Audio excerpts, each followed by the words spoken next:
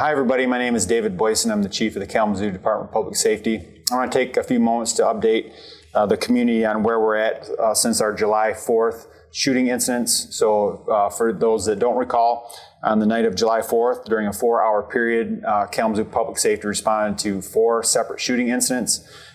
This involved 8 victims, 1 fatal, 1 serious, and 6 non-fatal injuries. These were not random shootings. These were shootouts involving group-involved individuals.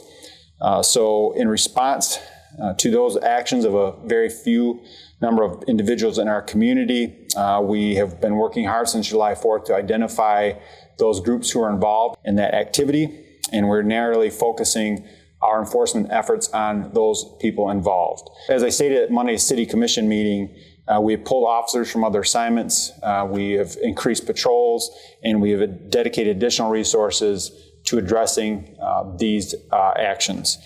So I'm happy to report over the last week we've had significant results, and I want to share that with the community. So again, this targeted enforcement action has resulted in the arrest of 10 individuals. We seized 10 firearms as part of this enforcement operation. Of the 10 people who were arrested, 8 of them were juveniles, ages 15 to 17 years old. So again, we're seeing far too many of our youth carrying guns illegally, engaging in this type of behavior. So we work very closely with the Kalamazoo County Prosecutor's Office. I want to give my thanks to them for working closely with us.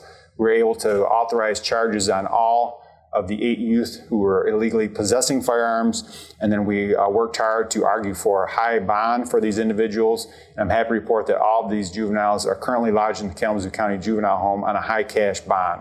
So it's very important for us to get ahead of this by removing some of our most violent and most at-risk people off the streets. So we're happy that they're currently lodged and off the streets.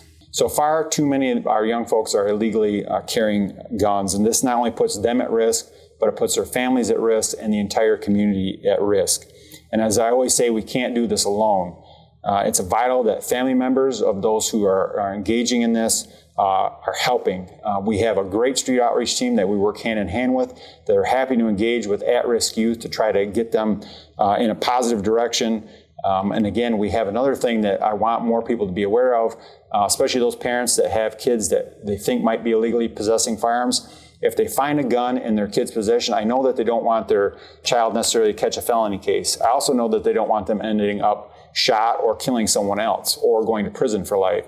So we have a gun amnesty program in Kalamazoo that I really want folks to talk about and to take advantage of. So in this case, if you find a gun that shouldn't be in your child's possession, you can call one of our area churches that are participating in this, and you can drop that gun off at the church, no questions asked. The pastors don't get your name, you drop that off, you leave, no questions asked, and we're able to get those guns off the street. So far, we've had over 10 guns turned in through this program. And so it's very successful, but we know there are a lot more out there that could take advantage of this. So if you have questions on how to do that, if you just type in your search bar, Kalamazoo Gun Amnesty, it'll take you to our page, and we'll show you all the participating churches and who to call to take advantage of this. Again, we encourage people to do that. It's just another option for parents who are struggling.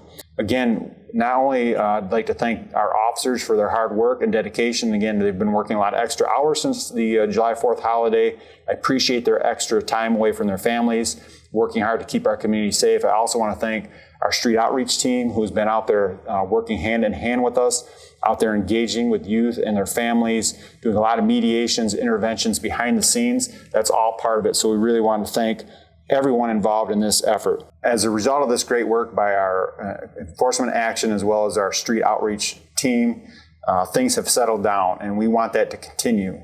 But if not, we are prepared to continue this enforcement action if necessary.